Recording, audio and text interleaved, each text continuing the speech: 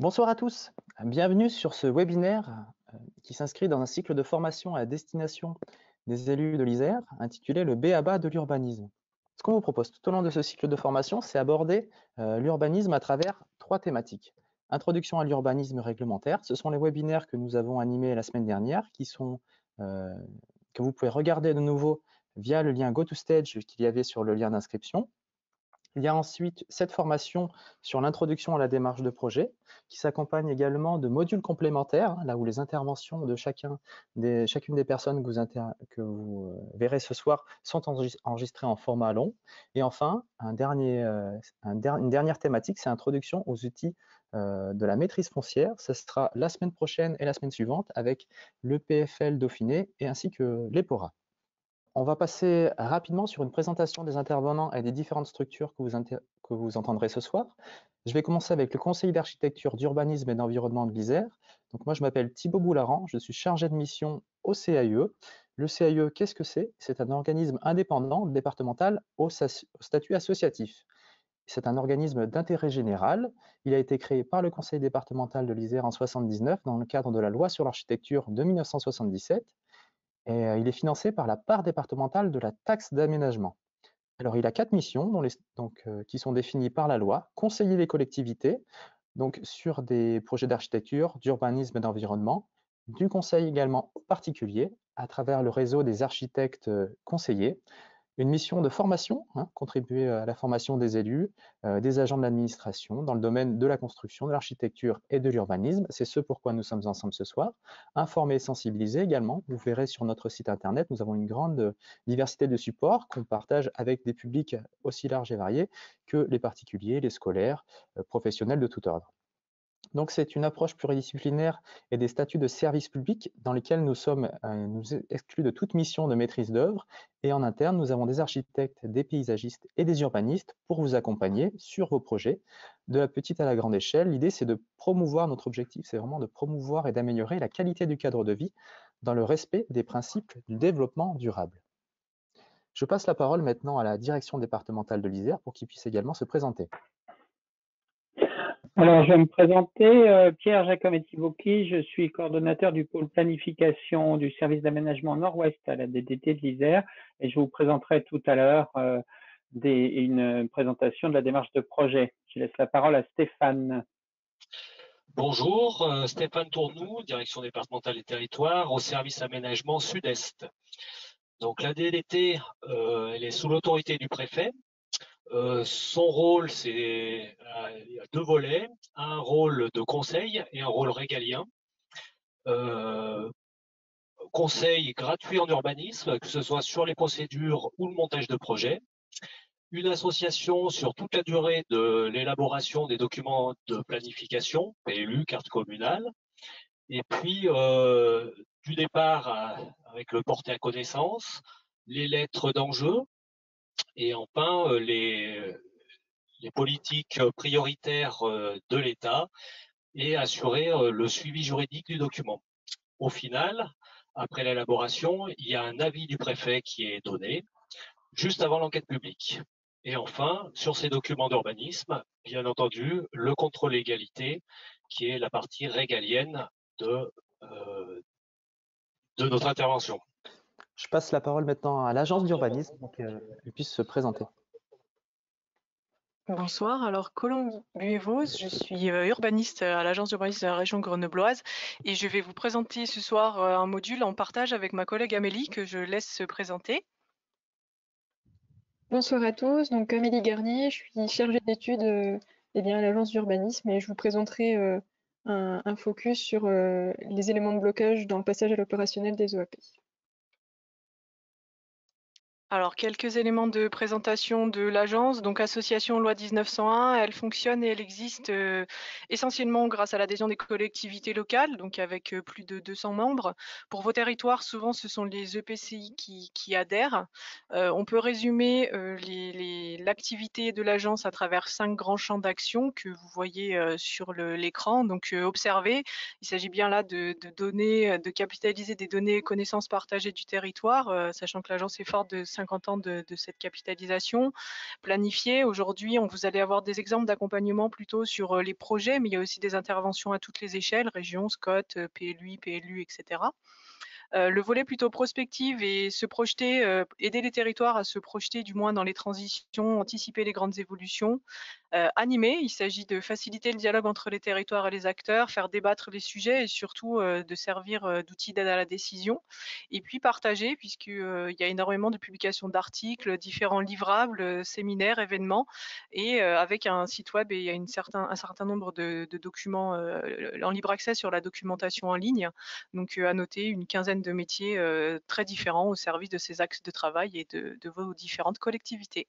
Ce webinaire est dédié à la démarche de projet. Alors, quand on parle de projet, de quoi est-ce qu'on parle? Donc, on allait chercher rapidement des définitions. Le Larousse dit c'est un but que l'on se propose d'atteindre, et quand on va chercher sur des choses un petit peu plus compliquées, on voit qu'il y a la notion de démarche, il y a la notion de futur désiré et la notion de méthodologie. C'est ce sur quoi nous allons revenir ensemble ce soir. Alors, des objectifs. Des objectifs, on a voulu lister les grands objectifs qu'on peut rencontrer dans nos missions de conseil aux collectivités dans le cadre de ces projets urbains. Des objectifs de qualité du cadre de vie, améliorer la qualité du cadre de vie, mais aussi promouvoir la qualité architecturale et l'identité du lieu, mettre en valeur le paysage. Il peut y avoir aussi des objectifs pour répondre à certains besoins du territoire, des besoins de logement, des besoins de développement économique. Il peut y avoir également des objectifs qui sont spatialisés, notamment intervenir sur un secteur spécifique de la commune, par exemple son centre, revitaliser le centre-ville, le centre-bourg, le centre-village. Il peut y avoir aussi des objectifs sociaux, comme développer le lien social, la mixité sociale au sein de la population. À ce titre, les équipements publics jouent un rôle important. Donc, les réorganiser peut aussi être un objectif primordial pour accueillir de nouveaux équipements. Les espaces publics, au sein du cadre de vie, ont un rôle essentiel. Quelle place on donne aux différents modes de circulation? Quelle aménité on crée dans le tissu urbain pour avoir une meilleure qualité du cadre de vie? Après, il y a aussi un objectif qui est important, c'est intervenir sur le tissu urbain existant. Comment on peut le faire évoluer comme ils ont toujours évolué au fur et à mesure du temps? Comment on peut recoudre ce tissu urbain? Comment également on peut valoriser le foncier communal? Pour le conseil d'architecture, d'urbanisme et d'environnement de l'Isère, la première approche de tout projet doit être une approche paysagère et sensible du site. Aller sur le site, se poser des questions, comment est-ce que ça fonctionne, qu'est-ce que je ressens, quels sont les éléments importants. Donc, le webinaire ne nous permet pas de faire la démonstration de manière globale. Pour autant, si on passe quelques instants sur cette photo, on peut se rendre compte qu'on a des éléments importants. On a un grand paysage qui est omniprésent. On a également un système vert qui s'appuie sur des espaces publics, des alignements d'arbres sur l'espace public, mais aussi sur des copropriétés privées. On a des espaces publics qui sont, on peut le voir, entièrement minéralisés de part et d'autre de la rue. On a aussi des surlargeurs de voiries avec potentiellement des problèmes de conflit d'usage. On voit qu'il y a des aménagements importants sur ce secteur-là avec des coussins berlinois, des rétrécissements de voiries, un plateau surélevé. Voilà, on a cette lecture du paysage, cette première entrée sensible du site, nous paraît tout à fait fondamentale. Si on fait le même exercice de manière très rapide sur un secteur de projet rural, on peut voir les éléments suivants. On voit l'importance des lignes de crête dans le paysage qui viennent structurer l'ensemble de ce paysage rural. On voit une lecture d'architecture de toiture avec des tuiles écailles qui viennent vraiment souligner la silhouette du village. On peut très facilement lire les anciennes rues structurantes de ce bourg. On voit également que la transition entre espace bâti historique et espace agricole avec le pré est très rapide. Il n'y a pas forcément de transition, il n'y a pas eu d'implantation bâtie récente sur ce secteur-là qui viennent prolonger le tissu urbain. On a également sur les secteurs qui n'étaient pas dédiés à une activité agricole, des jardins boisés avec des arbres de haute tige. On peut deviner ça et là la présence de l'eau avec un ruisseau qui est présent sur quelques mois de l'année, avec ça et là des alignements d'arbres qui viennent souligner cette présence de l'eau, et puis bien sûr un petit peu de topographie.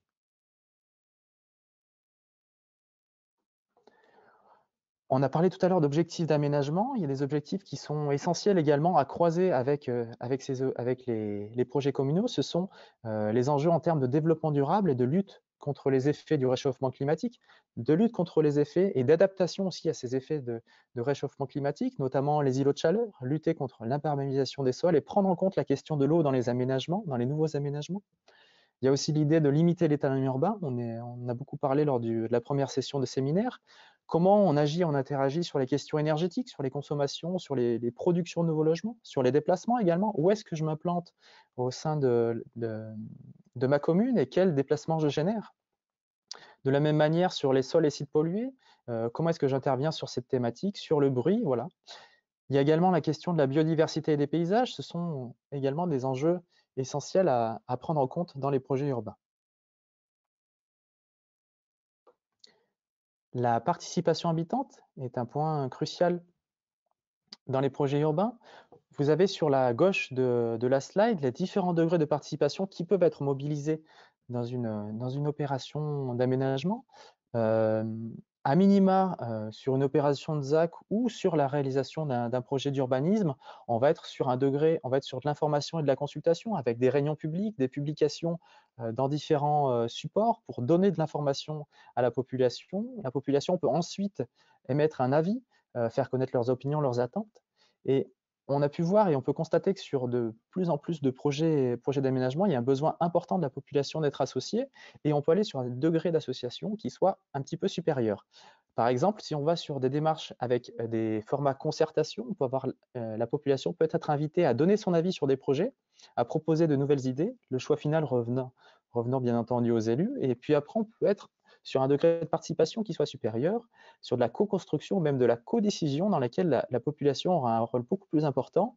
Et on peut aller jusqu'à une décision partagée entre les habitants ayant pris part au projet et les élus. Cette participation, elle peut être intéressante, notamment parce que les habitants peuvent avoir un rôle d'expert d'usage. Connaissant bien le territoire, en phase diagnostique, ils sont tout à fait pertinents pour enrichir le projet, enrichir les éléments et permettre aux élus de s'appuyer sur une meilleure connaissance de l'environnement sur lequel on va intervenir. Alors, les modalités de participation sont toujours à réinventer. Il existe, en dehors de la réunion publique, beaucoup d'autres modalités qui peuvent être mobilisées. On peut voir notamment sur un format qui est assez facile à organiser, les balades urbaines, permettent d'aller chercher d'autres populations qui ne sont pas forcément à l'aise pour intervenir sur des plénières et prendre la parole devant beaucoup d'habitants. Toujours dans le domaine des personnes associées, quels partenaires pour mon projet?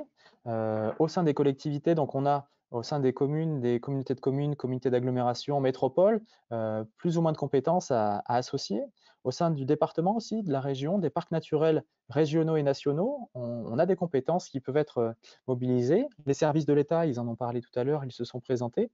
Il y a les organismes parapublics aussi, à mobiliser tout à fait en amont des projets pour les améliorer. Et c'est en amont qu'on a le plus de marge d'évolution et de manœuvre sur un projet urbain.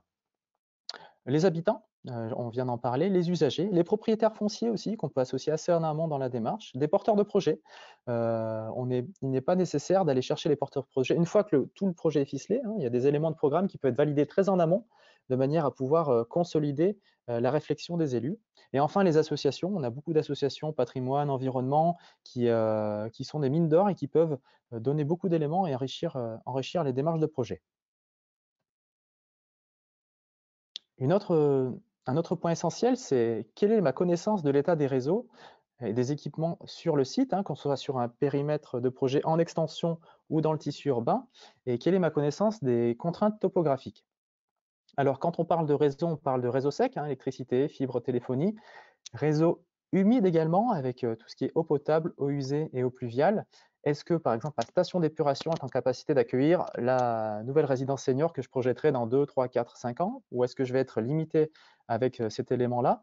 Sachant que ces postes d'aménagement sont très importants et ils sont anticipés très en amont dans une opération, car ils peuvent gréver l'équilibre d'opération et conduire à sa non-réalisation. Donc, de la même manière, envisagez bien ces questions de réseau en amont. C'est pareil pour la topographie, hein, une topographie surenchérit aussi les coûts d'aménagement d'une opération.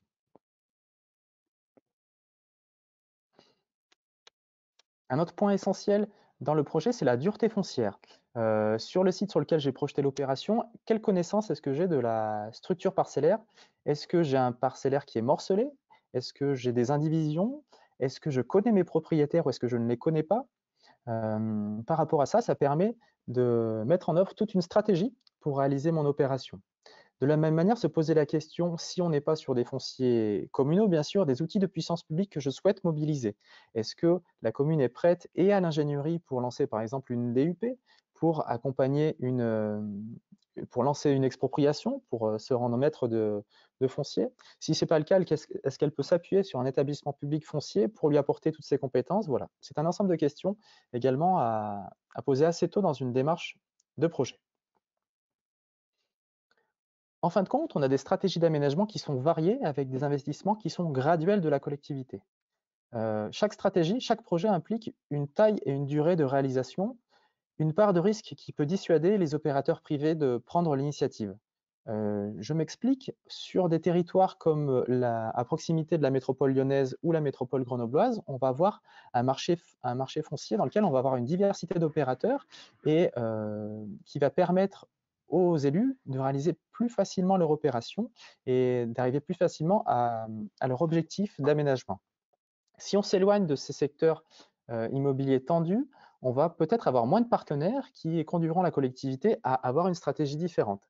La photo que vous avez en arrière-plan, c'est une commune du sud Grésivaudan qui, dans un premier temps, a consulté des opérateurs qui étaient peu nombreux, ils n'y ont pas donné satisfaction en termes de qualité.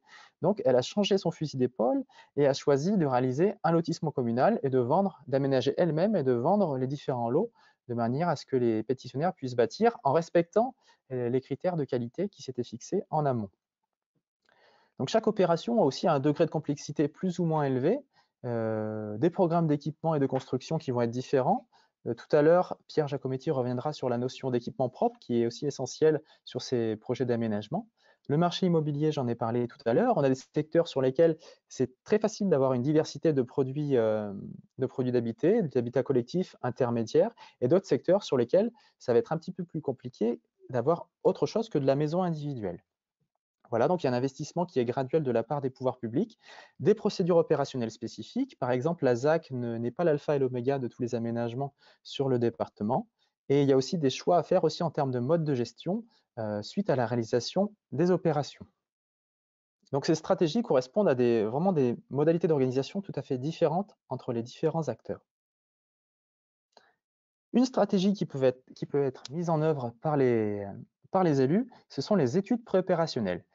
Qu'est-ce que c'est que les études préopérationnelles? Vous avez à l'image ici un secteur d'OAP sur une collectivité dans laquelle les élus ont souhaité aller plus loin dans la réflexion, ont souhaité définir le projet d'aménagement et le valider techniquement et économiquement de manière à affermir leur position et leur connaissance des conditions de réalisation du projet. Alors, il y a eu une réflexion qui a été faite en termes de composition, on allait un petit peu plus précisément. Là, en l'occurrence, il y a eu une axonométrie, il y a eu une 3D, mais ce n'est pas nécessaire à chaque fois. Et il y a eu surtout une réflexion quant à la capacité économique de l'opération d'exister. Donc, l'ensemble des aménagements a été chiffré. On a chiffré donc les coûts d'aménagement et aussi donc les dépenses et aussi les recettes. On a mis en face les recettes par rapport à ce que le marché ce qui peut exister par rapport au marché local. On a une balance entre dépenses et recettes et on a, en l'occurrence, là, on a un déficit qui a été identifié par les élus et qui leur permet ensuite de se positionner, savoir s'ils souhaitent que l'opération soit lancée et dans quelles conditions ils souhaitent qu'elle soit lancée. Pour ce faire, il faut s'adjoindre des compétences en termes de montage d'opération, en termes d'économiste de la construction pour valider techniquement et économiquement le dessin que vous avez sous les yeux. Et ça permet de faciliter la négociation avec les opérateurs et surtout, ça permet aux élus de savoir s'ils souhaitent lancer l'opération dans ces conditions. Pour terminer cette introduction, je vais revenir sur la notion de feuille de route du programme. Il nous paraît essentiel, avant le lancement de toutes les démarches de projet, de définir quels sont les invariants du projet, ce qui n'est pas négociable pour le conseil municipal. Qu'est-ce qui fait que dans mon opération, je trouverai qu'elle est réussie? Quels sont les points sur lesquels je ne peux pas revenir? Voilà. De la même manière, il y a aussi la question de l'investissement financier de la collectivité. Est-ce que c'est une opération sur laquelle la collectivité peut accompagner l'opération en investissant en études ou en coûts d'aménagement? Ouais, les objectifs, de la même manière, sont importants à définir pour la collectivité en termes de composition et de lien avec l'existant.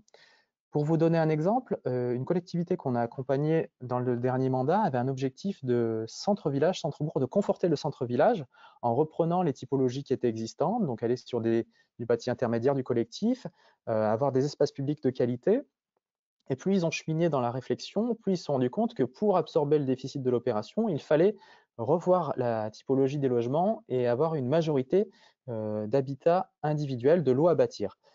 En termes de composition, ça ne correspondait pas aux objectifs de cette collectivité qui a souhaité tout à fait changer de projet parce que la feuille de route initiale n'était pas respectée.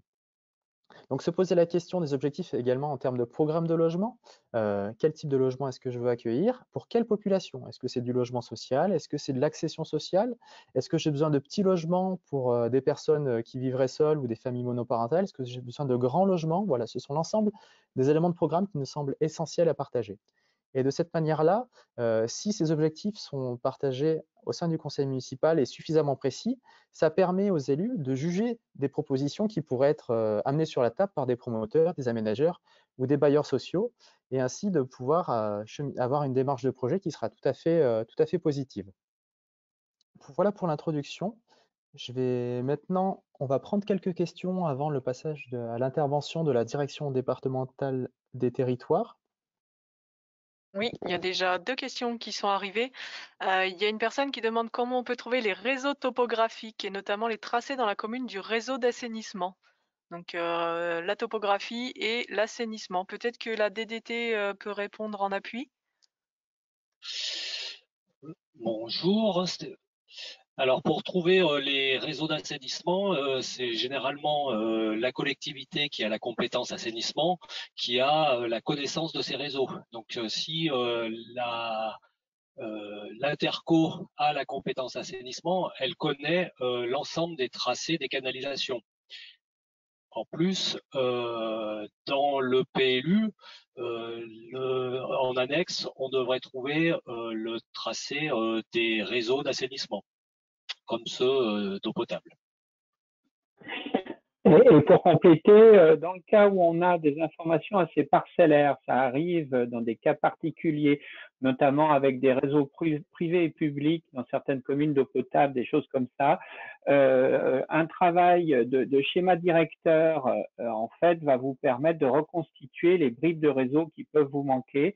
Et là, le bureau d'études privées pourra faire reconstituer un plan parce que c'est vrai qu'on a des collectivités qui des fois sont face à des plans qui n'ont pas été bien suivis et où il y a besoin de recollement. Donc le bureau d'études qui fait le schéma directeur d'eau potable ou le schéma directeur d'assainissement, il va compléter vos différents plans et notamment ça peut être l'occasion dans certains cas de les numériser parce que c'est pas numérisé partout. Peut-être on peut compléter également sur la question du réseau topographique. Tout ce qui va être la topographie sur vos territoires, en général, il va falloir des relevés topographiques spécifiques des différents secteurs et effectivement, ça s'appelle des études complémentaires, etc. sur ces secteurs-là. Une autre question, quelle est l'alternative à une ZAC sur des projets sur du foncier privé, mais où il y aurait le souhait de tenir une certaine cohérence d'ensemble? Alors la personne cite par ailleurs le secteur couvert par une OAP sectorielle. Effectivement, déjà, c'est le premier outil pour la cohérence d'ensemble. Donc je ne sais pas si vous voulez répondre à 2 ou 3 voix sur ce sujet-là. Ce que je vous propose là-dessus, c'est on va parler de différents outils dans la présentation de la DDT. Donc on y reviendra, on répondra à cette question juste après. Pour compléter sur la topographie, ce que je conseillais, c'était pas de faire un relevé topographique initial dès le début. Ça, c'est dès qu'on a une connaissance plus spécifique du projet et de ce qu'on veut faire, là, on va faire des relevés topographiques. Pour autant, il ne faut pas négliger le coût d'aménagement que représente un terrain qui n'est pas plat et les surcoûts en termes d'aménagement. Ce que je vous propose, c'est on peut enchaîner avec l'intervention de la DDT et Pierre Giacometti-Bocchi, et on prendra des questions, on pourra revenir sur l'ensemble des présentations tout au long de cette soirée. Pierre, je te laisse la main. Ok, merci. Donc, le choix du mode de réalisation dans la démarche de projet, ça dépend de plusieurs éléments pour mener une opération d'urbanisme. Ça dépend tout d'abord de l'équilibre économique, c'est-à-dire quel est le marché pour cette opération, notamment, hein, d'aspects donc économiques. Ça dépend aussi du degré d'implication de la collectivité. On a des collectivités qui veulent s'investir dans les opérations d'urbanisme, on a d'autres qui veulent pas, on en a qui peuvent au niveau financier s'investir, on en a d'autres qui, pour des problèmes de taux d'emprunt, ne peuvent pas s'investir dans les opérations. Et puis, on a aussi des aspects techniques. On a des collectivités qui disposent de services techniques qui sont capables de suivre les opérations d'urbanisme. Et on a d'autres collectivités pour lesquelles il faut d'abord recruter un bureau d'études pour se lancer dans une opération. Donc, ça dépend de plusieurs éléments qui dépendent de la collectivité. Ensuite, ça dépend aussi le mode d'organisation des équipements nécessaires à une opération. On a notamment dans un milieu très urbain des opérations qui ne nécessitent pas forcément d'investissement public. Le terrain est déjà desservi, il est déjà dans un contexte complètement où les équipements sont déjà tous là et où il n'y a pas besoin d'équipement public. Et là, le privé peut tout à fait prendre le relais. Et puis, on a d'autres opérations où il y a des équipements publics à construire et il y aura forcément, pour débloquer l'opération, le besoin que la collectivité intervienne. Il y a aussi de nombreux éléments conjoncturels et Thibault en a parlé. C'est le foncier. Est-ce que ce foncier est disponible ou pas? Est-ce qu'il appartient à la collectivité ou pas?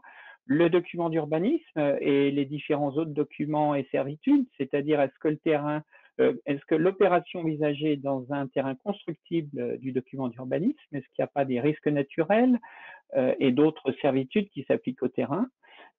Comme j'en ai parlé, c'est aussi des questions de marché. Est-ce qu'il y a un marché de sortie pour cette opération? On a certains secteurs où il n'y a pas de problème, les promoteurs se poussent les portes de la commune. On en a d'autres où c'est plus compliqué d'attirer pour construire certains types d'équipements. Et donc, toujours est-il qu'il n'y a pas de solution unique, il y a vraiment la solution adaptée à un secteur donné. Alors, en matière donc de projet, il faut se poser plusieurs questions, des questions financières, des questions de procédure ou d'autorisation, des questions foncières. Et donc, l'aménageur a une sorte de boîte à outils thématique à sa disposition. On peut classer ces outils dans 4 catégories. Les outils du PLU, donc on a parlé déjà des OAP, on en parlera ensuite dans l'intervention de l'AURG. C'est un des éléments possibles dans le PLU. On peut utiliser aussi des emplacements réservés. On reviendra dessus ensuite. Et puis, la manière d'écrire le règlement et la manière de choisir les différentes zones du PLU a une influence sur les différents projets. C'est les outils du PLU. Au niveau des outils financiers, il ne faut pas oublier qu'on a différentes possibilités de faire participer. On a la taxe d'aménagement, donc la taxe d'aménagement simple, dont le taux est décidé par la commune, et aussi la taxe d'aménagement majorée, on reviendra dessus. Il y a possibilité de mettre en place une ZAC, mais ça n'est pas la panacée. Donc, dans ce cadre-là, il y a des participations des aménageurs et des constructeurs à la ZAC. Il y a le projet urbain partenarial qui est possible. Voilà. Et au niveau des outils fonciers, on dispose de possibilités pour libérer des fonciers. On a la déclaration d'utilité publique dans le cadre d'opérations qui sont d'intérêt public, le droit de préemption qui permet de préempter un bien quand il se vend. Pourquoi pas l'acquisition amiable? Il y a beaucoup de communes qui acquièrent du foncier, qui stockent du foncier de manière amiable, et le droit de délaissement dans le cadre des emplacements réservés notamment. Pour les autorisations, il y a différentes autorisations possibles. On a le lotissement, soit en déclaration préalable, soit en permis d'aménager, on reviendra dessus. Le permis de construire ou permis de construire valant division. La ZAC, qui est une procédure d'urbanisme, ou les associations foncières urbaines, AFU, on verra ensuite. Je vais arriver avec la bonne souris. Voilà. Alors, 3 critères de constructibilité d'un terrain ou d'un ensemble foncier, d'une propriété foncière, sa constructibilité juridique. Est-ce que le terrain est classé en zone constructive du PLU? Évidemment, si le secteur est en zone A, ça va poser un problème et ça va nécessiter, si la commune veut avancer dans le projet, de faire des procédures d'urbanisme. On a aussi des différentes servitudes publiques ou servitudes privées. On peut avoir une zone de risque, donc une servitude d'un plan de prévention des risques naturels.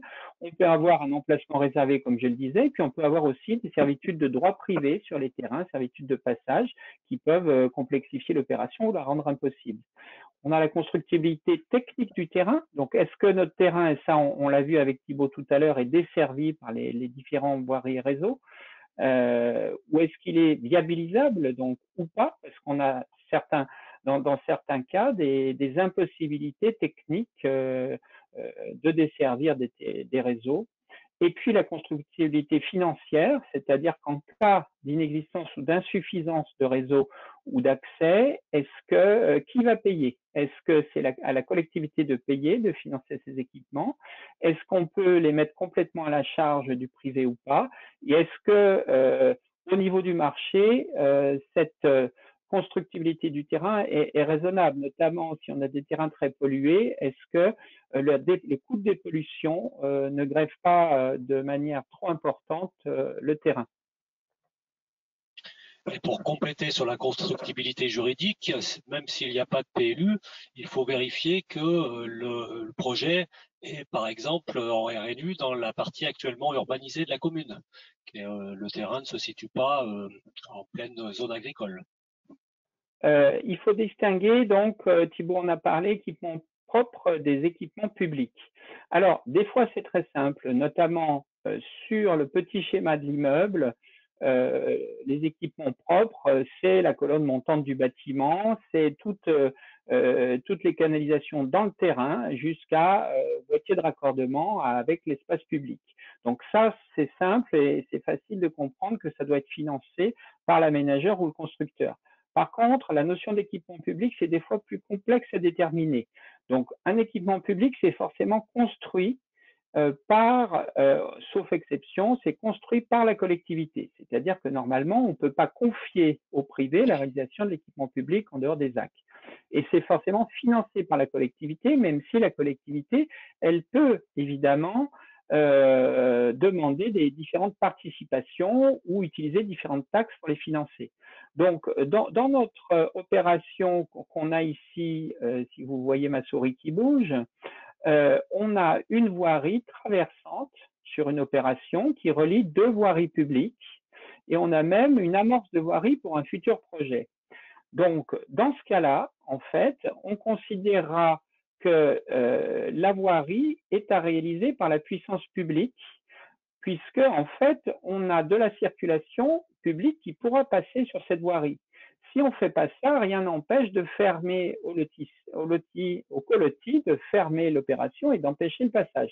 Donc là, tout l'intérêt, c'est que la réalisation se fasse par la collectivité, même si elle fait participer le lotisseur par différents systèmes. Et de même, c'est très important que cette voirie, cette amorce de voirie ici, reste publique pour permettre la construction de la future opération. Sinon, on aura ce qui se passe généralement dans le lotissement, un gros rocher ici et un refus des colotis pour que cette voirie soit utilisée pour aménager une future opération. Dans la photo du bas, par contre, on a une opération, est-ce qu'on pourrait revenir à la diapo précédente parce que j'ai plus la main a priori. Oui, c'est bon. Donc, dans la diapo du dessous, par contre, on a une opération, la photo du dessous, pardon, on a une opération qui est desservie par une voirie. Alors, on ne voit pas bien, elle a été reliée un petit peu, mais il y a une voirie qui revient sur elle-même au bout de l'opération. Donc là, on peut considérer que la voirie est un équipement propre qui est à but à 100% à mettre à la charge de l'opération, puisqu'elle ne pourra pas servir à une autre opération. En équipement propre, les voiries et les réseaux bénéficient à 100% en fait aux futures constructions, ce qui n'est pas du tout le cas pour les équipements publics où ça va au-delà des besoins des habitants du lotissement, comme l'on le voit sur le dessin du haut. Et il faut faire attention parce que c'est très compliqué de déterminer souvent dans les projets ce qui est privé et public. Est-ce qu'un carrefour desservant l'opération peut être financé en partie par l'opération? Oui, mais ça reste un équipement public. Et vous aurez des promoteurs notamment qui vous proposeront de financer des choses qui ne sont pas de leur ressort pour faciliter la sortie de leur opération. Et donc, il ne faudra pas être tenté par les propositions que vous feront les promoteurs dans ce domaine-là. Donc, on ne finance pas un trottoir le long de la voirie publique par le promoteur, même si ça allonge l'opération. On ne le laisse pas construire le trottoir. Par contre, on peut lui faire participer à la création de ce trottoir. Mais c'est un équipement qui pourra être utilisé par le reste des habitants de la commune. Donc, il est forcément public. Et comme dit Pierre, en fait, la maîtrise d'ouvrage des équipements publics doit être portée par la collectivité dans toutes les procédures, hormis la ZAC, où il y a une concession. Et c'est la seule procédure qui permet de faire réaliser des équipements par le privé. Alors, dans les outils, les différentes thématiques qu'on a vues sur les outils, la boîte à outils disponible, on a les outils du PLU. Alors, le premier outil, en fait, il est très simple. C'est quand on détermine les zones urbaines et les zones à urbaniser. Donc, nos zones urbaines, c'est des zones déjà urbanisées où on a déjà des équipements publics qui sont existants ou en cours de réalisation et qui sont suffisants pour desservir les constructions. Et nos zones à urbaniser, elles sont de deux types. On a nos zones à urbaniser constructibles dans lesquelles on trouve la desserte en équipement suffisant à la périphérie immédiate de la zone. Et donc là, on a obligatoirement une OAP qui va déterminer quels sont les équipements nécessaires et quel est le projet que la collectivité souhaite sur cette zone. Et on a des zones AU inconstructibles où là, on n'a pas d'équipement suffisant à la périphérie immédiate de la zone. Donc, on affiche une intention d'amener les équipements, mais le terrain ne peut pas être immédiatement constructible, donc on ne peut pas poser de permis d'aménager sur ces zones AU inconstructibles. Et sur nos zones AU inconstructibles, c'est pas forcément du terrain vierge, ça peut être aussi des zones de renouvellement urbain. Maintenant, les zones AU, c'est plus forcément de l'espace vierge agricole et naturel, c'est même en priorité des espaces de renouvellement urbain. Alors, est-ce que ça fonctionne? Oui. Les outils du PLU, donc sur les conditions d'ouverture à l'urbanisation des zones, on a deux solutions sur les zones AU constructibles. Soit c'est au fur et à mesure, et c'est écrit dans le règlement, de la réalisation des équipements internes, qu'ils soient publics ou privés, ou bien sous la forme d'une seule opération d'aménagement d'ensemble. Et donc, à ce moment-là, il faudra réaliser tous les équipements d'un seul coup et poser un seul permis d'aménager sur l'ensemble de la zone. Donc, ça dépend beaucoup, notamment du foncier, de la propriété foncière. Si on a peu de propriétaires fonciers ou un seul propriétaire foncier, ou que la collectivité a déjà acquis le foncier, on peut tout à fait prévoir que c'est une seule opération. Par contre, quand on a de multiples propriétaires, y compris des indivisions, donc un foncier complexe, c'est conseillé de faire ça plutôt au fur et à mesure de la réalisation des équipements internes. Ça permettra de sortir l'opération petit à petit. L'ouverture au fur et à mesure, ça permet aussi de mieux suivre le développement communal, parce que si on ouvre d'un seul coup, on peut avoir des gros projets de 40 lots qui arrivent, alors que si on fait ça au fur et à mesure, on pourra égrener les constructions petit à petit dans le temps, et c'est plus harmonieux en termes de développement communal, d'impact sur les équipements publics de la commune. Mais ça posera la question des équipements internes à cette zone qui les réalisent, surtout s'il y a plusieurs opérations en cascade. Et cette voirie et ces réseaux seront peut-être à réaliser sous maîtrise d'ouvrage publique. Donc nos OAP, on verra des exemples tout à l'heure dans le diaporama de l'agence d'urbanisme, hein, mais c'est un outil qui est mieux adapté que le règlement pour traduire certains enjeux et favoriser l'urbanisme de projet. Parce qu'en fait, avec le règlement, on a beau essayer de travailler nos règlements, on n'obtient pas forcément de bons projets, puisqu'ils sont le règlement, c'est fait pour encadrer la construction, c'est pas forcément le bon outil pour accueillir du projet.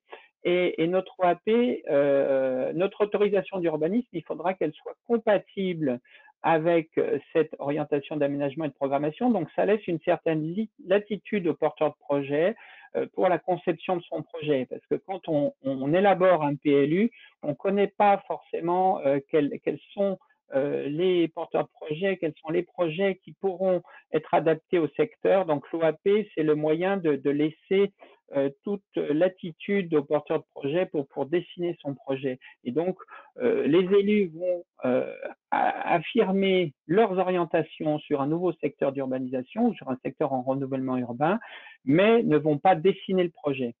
Donc, l'intérêt de l'OAP, c'est que c'est une grande liberté de forme et de contenu dans la forme de l'OAP, mais aussi dans la forme du projet ensuite.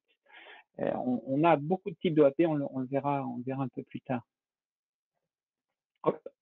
Alors, dans les OAP, on a des OAP thématiques qui peuvent s'appliquer à tout le territoire, par exemple une OAP paysagère, mais le plus classique que vous devez connaître, c'est les OAP sectorielles, donc qui peuvent porter sur des secteurs de taille plus ou moins importante. Il faut quand même que ce soit pas sur une seule petite parcelle pour laisser justement la possibilité de rendre compatible, d'avoir plusieurs choix aux porteurs de projet. Il y a eu des jurisprudences sur des OAP trop petites qui n'étaient plus opposables du fait de leur taille trop peu importante. Mais donc il conseille que ce soit sur plusieurs parcelles ou sur des grandes parcelles quand même. Et ces OAP, elles peuvent comprendre des dispositions sur l'aménagement, donc c'est très large, l'aménagement, sur l'habitat, les transports, les déplacements, et en zone de montagne, même sur les unités touristiques nouvelles, les UTN.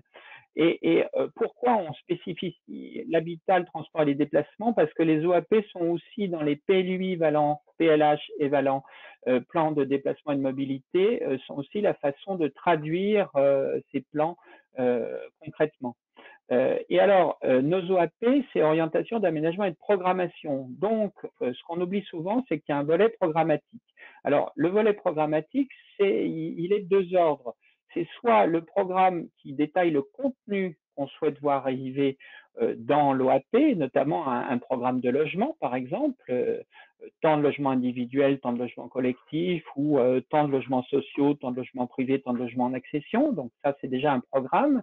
Une certaine proportion en renouvellement urbain, une proportion en logement neuf, etc. C'est un programme, mais c'est aussi la possibilité d'introduire des échéanciers de réalisation d'équipements dans les OAP, ce qui indique aux porteurs de projet quand est-ce qu'ils vont pouvoir construire dans cette OAP, mais aussi un échéancier d'ouverture des différentes OAP. Telle OAP avant telle OAP, donc tel secteur avant tel secteur partira en aménagement. Donc, une façon de contrôler l'urbanisation de la commune à travers ces programmes dans les OAP. Et l'important, et ce qu'on oublie très très souvent quand on fait un plus, c'est le chiffrage. Donc, il faut se poser la question, est-ce qu'il y a besoin d'équipements publics pour aménager cette OAP? Et s'il y a besoin d'équipements publics, il faut les chiffrer pour savoir si la collectivité est en mesure de les réaliser et qu'est-ce qu'elle doit mettre en œuvre pour financer ces équipements. Est-ce qu'elle doit mettre en œuvre notamment une taxe d'aménagement majorée? Donc, c'est une question qu'il faut se poser dès qu'on élabore le PLU, et souvent on se la pose après l'approbation, ce qui est un peu tard. Et ça permet également de vérifier si le projet est réellement viable, parce que s'il y a trop d'équipements à réaliser, le marché ne sera peut-être pas au rendez-vous. Tout à fait. Et ça peut concerner aussi les OAP entièrement réalisés par le privé, ce qui est toujours aussi une possibilité. Et donc, il faut regarder dans les équipements qu'on impose dans l'OAP si, en effet, ça ne va pas gréver de façon trop importante le coût de l'OAP. Si on prévoit notamment un très grand espace vert dans l'OAP, est-ce que l'opération va toujours être réalisable en supportant ce grand secteur qui ne comportera pas de construction, ou selon l'importance des voiries aussi. Alors, autre outil du PLU, l'emplacement réservé ou les servitudes de prélocalisation. Donc, les emplacements réservés peuvent être établis pour plusieurs choses. Pour les projets d'équipement public, une école par exemple, ou une voirie, pour un espace vert ou un secteur de restauration d'un corridor écologique, notamment donc quand on veut imposer des espaces verts, c'est bien de les accompagner par un emplacement réservé, puisque on ne peut pas faire porter à un seul propriétaire la réalisation de l'espace vert qui est un bien public. De la même façon que la préservation d'un corridor écologique, on ne peut pas faire porter la préservation de ce corridor à un seul propriétaire privé.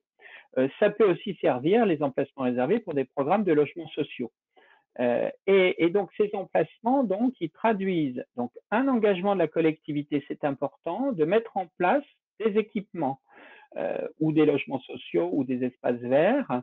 La collectivité, donc, elle doit, le PLU doit indiquer quel est le bénéficiaire, c'est soit la commune, soit la communauté de communes, soit éventuellement un bailleur, et la superficie précise que va utiliser ce futur équipement. On ne peut pas prendre 2 fois plus dans l'emplacement réservé que ce qui sera utile pour l'emplacement, pour le futur projet, pardon. On a aussi les périmètres d'attente de projets d'aménagement global qui vont geler l'urbanisation en attente d'un projet. C'est aussi une autre solution. La servitude de prélocalisation aux zones U ou AU, qui est un système qui a l'intérêt d'être moins précis. Donc, c'est une intention de réalisation, notamment de voirie dans les zones U et AU. Mais attention, donc ces emplacements réservés, ces périmètres d'attente de projet d'aménagement global et ces servitudes, il y a un droit pour les propriétaires en échange, c'est le droit de délaissement. C'est-à-dire que le propriétaire n'a pas le droit de construire. C'est pas une déclaration d'utilité publique, attention. Hein. L'effet de ces différentes servitudes et emplacements réservés, c'est d'interdire de construire sur le secteur et d'indiquer la volonté de la commune d'acheter ou de la collectivité d'acheter. Mais donc en échange de ça, puisque le propriétaire ne peut plus utiliser son terrain, il a le droit de demander à la collectivité d'acheter. C'est le droit de délaissement. Donc, et si la collectivité n'achète pas, au bout d'un an, l'emplacement réservé ou la servitude devient caduque et le propriétaire retrouve son droit de construire. En cas de désaccord sur le prix du foncier, c'est le juge des expropriations qui intervient. Alors, sur les outils financiers maintenant, on a la taxe d'aménagement qui est très intéressante et qui est généralement pas forcément assez étudiée par les communes. On a la taxe d'aménagement de base, donc dans toutes les communes, hein, qui n'a pas besoin d'être justifiée pour être instituée. C'est institué de toute façon dans toutes les communes ayant un PLU et elle est entre 1 et 5%, le maximum étant 5%. C'est une ressource qui est forfaitaire, donc il n'y a pas besoin de prévoir des équipements en face, mais ça permet de financer tous les équipements dont la commune va avoir besoin. Sa composition est à la fois d'une part communale et d'une part départementale. Thibault indiquait que la part départementale servait notamment au financement du CAUE, mais aussi aux espaces naturels sensibles. Et donc, attention, la part communale et la part départementale, c'est important parce que les exonérations ne sont pas forcément sur l'ensemble des deux parts. Et le calcul, c'est la surface taxable par la valeur forfaitaire de la taxe d'aménagement, par le taux communal de la taxe d'aménagement. Donc, ça représente des sommes non négligeables pour les constructeurs et il faut bien veiller à ce que les porteurs de projets soient informés du taux que vous avez de taxe d'aménagement et de les aider pour les propriétaires individuels à calculer cette taxe parce qu'on a fréquemment des constructeurs individuels qui découvrent un peu tard qui vont devoir payer la taxe d'aménagement. Alors, plus intéressant dans le cadre de la démarche de projet, c'est la taxe d'aménagement majorée, qui peut être majorée jusqu'à 20% sur un secteur donné. Alors là, il faut le justifier absolument et il faut respecter les principes généraux de proportionnalité de cette taxe avec les besoins du secteur. Ça, c'est très important. Donc là, la délibération, elle doit être motivée précisément avec les équipements publics qui vont être nécessaires et la proportion à affecter au secteur d'aménagement concerné. Donc, on peut avoir plusieurs secteurs de taxe d'aménagement majorée dans une commune et pas forcément à 20%. On peut avoir un secteur à 10%, par exemple, un secteur à 15%, un secteur à 20% en fonction du besoin d'équipement de chaque secteur. Et ça, c'est une façon de faire financer les équipements publics qui sont nécessaires pour les nouveaux secteurs. Voilà, diapo suivante. Alors, il est possible de se mettre d'accord par contrat de droit privé avec les propriétaires fonciers ou les constructeurs quand on a un défaut d'équipement sur un terrain. C'est le projet urbain partenarial. Il n'est possible ce projet que dans les zones U et AU des PLU. Il permet de financer des équipements autres que les équipements propres. Hein, bien sûr, là aussi, on est toujours dans du financement d'équipements publics puisque les équipements propres, c'est le constructeur qui les paye, et il permet de financer l'ensemble des équipements publics dès lors qu'ils sont directement nécessaires. Donc, il y a une nécessité aux futurs habitants du secteur qui n'excèdent pas leurs besoins, le lien de proportionnalité. Ça, c'est important. Donc, on peut, par exemple, affecter à 50% la création d'une nouvelle voirie aux futurs constructeurs parce qu'elle va être utilisée par d'autres habitants que les futurs constructeurs. Et ce n'est pas forcément des équipements de voirie et de réseau, mais ça peut être aussi une classe supplémentaire ou une extension de gymnase. C'est une contribution financière, mais ça peut être aussi un apport de terrain. Ça, c'est très intéressant parce qu'on a des fois des propriétaires privés qui n'ont pas forcément les moyens de participer aux équipements publics et donc ils peuvent tout à fait apporter un morceau de terrain à la collectivité qui le valorisera pour un équipement public ou pour la construction de logements, par exemple. Il y a un périmètre, bien sûr, qui est établi. Pardon, ça c'est moi qui ai changé par mégarde. Voilà. Je vais y arriver. Voilà, c'est ça. Il y a un équipement, donc c'est bien moi qui ai la main. Il y a un périmètre qui est établi, un périmètre de PUP dès la signature avec le premier propriétaire. Donc le projet urbain partenarial, il peut concerner plusieurs propriétaires, c'est souvent le cas quand on a un équipement public à construire, mais il est signé avec, il y a un accord à avoir avec le premier propriétaire et ensuite les propriétaires suivants sont obligés de participer au projet urbain partenarial si le premier a été d'accord avec la collectivité. Et attention, c'est… oui, tout à fait. Ça exclut la taxe d'aménagement, c'est-à-dire que c'est soit le PUP, soit la taxe d'aménagement. Donc, on peut très bien avoir un système où on établit une taxe d'aménagement à 20% et ensuite on négocie avec le promoteur un projet urbain partenarial qui sera plus près des besoins de l'opération. Et cette exclusion, elle est de 10 ans maximum, mais elle est décidée dans le projet urbain partenarial. Alors, un petit schéma pour comprendre un peu quelles questions il faut se poser. Donc, en bleu ciel, vous avez les questions à se poser. En droite, l'implication de la collectivité et en rose, l'implication du privé. Donc, la première question à se poser, c'est est-ce que la collectivité maîtrise le foncier? Si elle le maîtrise, à ce moment-là, on peut se demander est-ce qu'elle souhaite faire l'opération ou pas? Si elle ne souhaite pas faire l'opération, elle a la possibilité de céder à un opérateur son foncier. Si elle souhaite faire l'opération, elle peut se demander, comme je l'ai dit, est-ce qu'elle a les moyens et les compétences en interne pour le faire? Si elle a les moyens, elle peut faire, comme y compris des petites communes l'ont fait, hein, des lotissements communaux ou des PC équivalents division. Donc, pour faire le promoteur, elle a tout à fait le droit de faire le promoteur ou le constructeur, de construire ou de lotir des terrains, ou bien sinon de proposer une concession à un aménageur ou une assistance à maîtrise d'ouvrage. Ensuite, si elle ne possède pas le foncier, elle doit se demander si elle souhaite l'acquérir. Si elle ne souhaite pas l'acquérir, là, on est vraiment dans une opération privée. Si elle souhaite l'acquérir, elle peut l'acquérir à l'amiable et donc se reposer les mêmes questions qu'on s'est posées précédemment. Par contre, si elle ne souhaite pas acquérir, c'est une opération privée qui est encadrée par le PLU, d'où l'intérêt d'avoir des OAP suffisamment précises pour encadrer, mais laissant au projet toutes ces possibilités d'expression. Et là, on se posera quand même la question, même si le foncier est privé, de savoir est-ce qu'il y a des équipements publics à réaliser. À ce moment-là, il y aura une implication de la collectivité pour construire ces équipements, par exemple des voiries, et elle rachètera les terrains nécessaires à la construction de ces équipements publics dans ce cadre-là, puisqu'elle ne possède pas le foncier. Et dans le cadre d'un PLU, le propriétaire pourra mettre à disposition ces terrains dans le cadre de la réalisation du paiement du PUP notamment. Et sinon, à ce moment-là, il y a une opération entièrement privée où les équipements internes, les équipements propres à l'opération sont réalisés par le privé.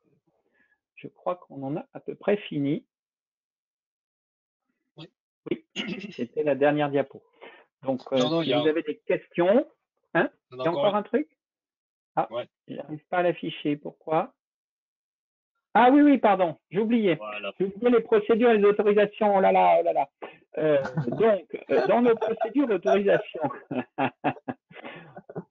on a donc le lotissement. Donc, le lotissement, ça recouvre plusieurs choses. ça peut recouvrir donc une division parcellaire. Donc, une division parcellaire, ça exige soit un permis d'aménager, soit une déclaration préalable. Donc, ça exige un permis d'aménager quand il y a des équipements communs, des équipements propres à l'opération à réaliser, une voirie par exemple, ou des réseaux internes à réaliser. Par contre, si on divise des terrains qui sont directement accessibles depuis la voirie publique, c'est le cas du haut, on peut parfaitement avoir un lotissement créé par déclaration préalable. Donc, une division en différents lots qui est faite par une simple déclaration préalable. L'autre possibilité, c'est le permis de construire valant division, donc qui est une opération qui prévoit à la fois la construction des logements et qui va prévoir la répartition en différents lots dans le courant de l'opération. Donc c'est un seul constructeur qui construit toutes les maisons et qui ensuite va opérer la division entre les futurs propriétaires. On a aussi l'association foncière urbaine ou association foncière urbaine libre, si des propriétaires se mettent d'accord pour se répartir le foncier. Parce que notre foncier, il ne va pas forcément être adapté, la division foncière existante ne va pas forcément être adaptée à la réalisation d'une opération. Donc notre AFU va venir en fait redéfinir la propriété foncière en fonction de l'opération qui sera réalisée. Et on a bien sûr le permis de construire simple dans le cadre de l'opération de la construction d'un logement collectif, par exemple, par un seul promoteur. Est-ce que tu veux compléter, Stéphane? Non, ça va, c'est bon. En timing, on va être court après. Ouais. Merci pour vos interventions, messieurs. Plusieurs questions sont arrivées entre-temps, je vais vous les poser. L'OAP sectorielle peut-elle imposer le gabarit des constructions sur des fonciers privés, programme de logement collectif par exemple, ou seulement l'aménagement de l'espace public? Donc l'OAP sectorielle, elle peut imposer en fait en termes de compatibilité. Bien sûr, c'est pas le règlement écrit ou le règlement graphique qui est en termes normatifs. Elle peut donner une image de ce qui est souhaité sur le secteur, donc donner des gabarits de volume constructible, des idées de programmes de logement, comme elle le ferait sur l'espace public. Mais c'est pas des règles au centimètre près. Voilà, c'est pas un secteur de plan en masse, c'est pas un avant-projet sommaire, c'est un schéma, ça doit rester schématique.